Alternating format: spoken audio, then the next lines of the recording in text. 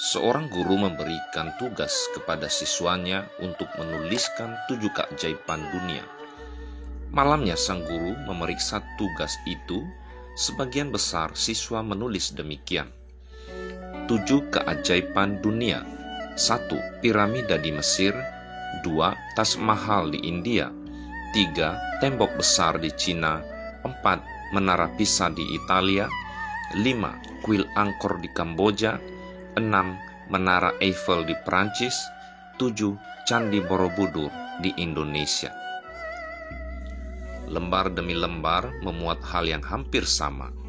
Beberapa perbedaan hanya terdapat pada urutan penulisan daftar tersebut saja.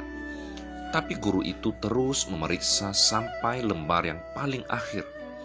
Tapi saat memeriksa lembar yang paling akhir itu, sang guru terdiam.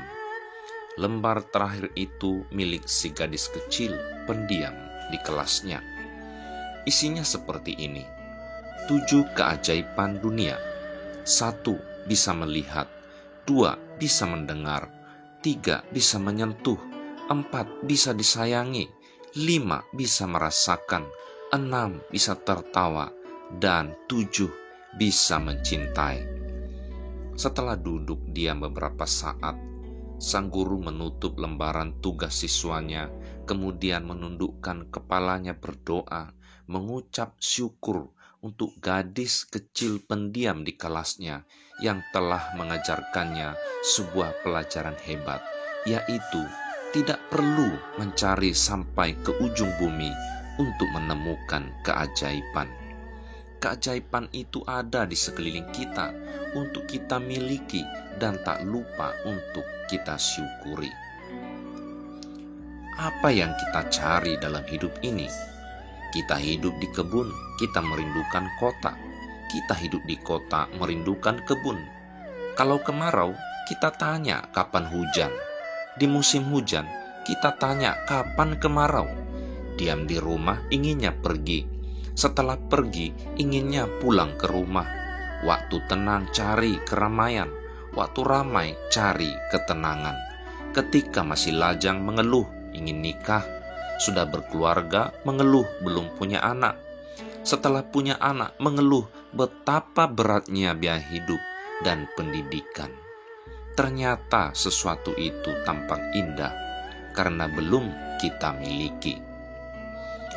Kapankah kebahagiaan didapatkan kalau kita hanya selalu memikirkan apa yang belum ada, tapi mengabaikan apa yang sudah kita miliki? Jadilah pribadi yang selalu bersyukur dengan rahmat yang sudah kita miliki. Mungkinkah selembar daun yang kecil dapat menutupi bumi yang luas ini?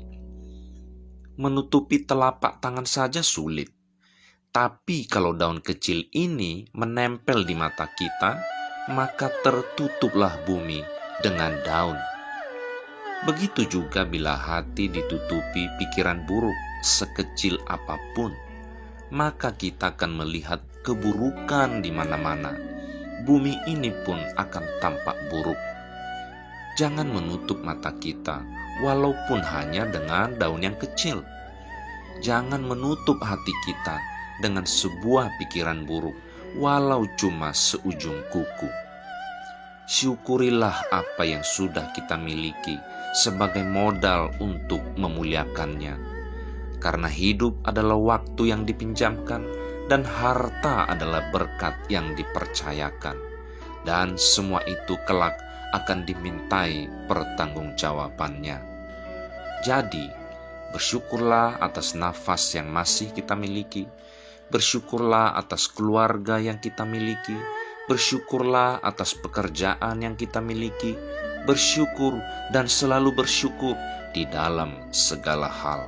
Segeralah berlomba dalam kebaikan.